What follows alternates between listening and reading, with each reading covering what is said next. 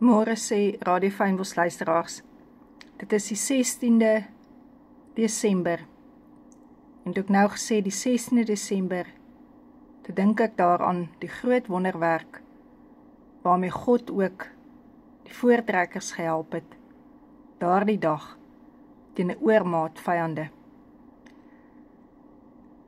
Nou as jy al by een van die konferensies was, van Hosanna, wat ek aanbied, dan sal jy sien dat ons altyd die Sondag afsluit, waar 'n fakkel gebrand word.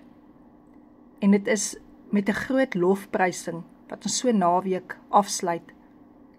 'n Naweek waar mense deur diep goed gegaan het, die krag van God se vergifnis ervaar het, en waar hulle ook deur daai diepte moes gaan om te vergewe, dat hulle ook die getuienis kan bring die Sondag, hoe die Here genees.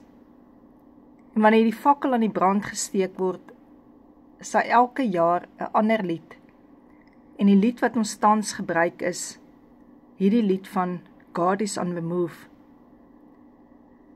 En as ek so na mense om my luister, dan hoor ek oor en oor dieselfde goed. En ons besef nie regtig wat God vir ons kan doen nie. So vir hierdie dagstukkie van vandag, wil ek net sing, I know, I know, I know, and that is enough to know. Mediteer bietjie op hierdie song. God is on the move. Anytime a heart turns from darkness to light. Anytime temptation comes and someone stands to fight. Anytime somebody lives to serve and not to be served. I know, I know, I know. God is on the move, on the move. Hallelujah. God is on the move in so many ways. God is on the move, on the move. Anytime in weakness someone falls upon their knees, or dares to speak the truth that sets men free. Anytime the choice is made to stand upon the word, I know, God is on the move. I see your generation standing on the truth, in each and every day saying God is on the move. Anytime the gospel stirs a searching soul, and someone says, send me, here I go. I know, God is on the move. Hallelujah. God is on the move in many mighty ways. En dit is waarmee ek jou vandag wil los. Net soos God die volk Israel gehelp het om die beloofde land in te gaan, net soos wat hy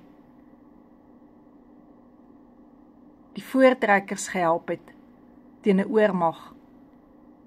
Net so kan ons vandag sê, God is on the move in a mighty way.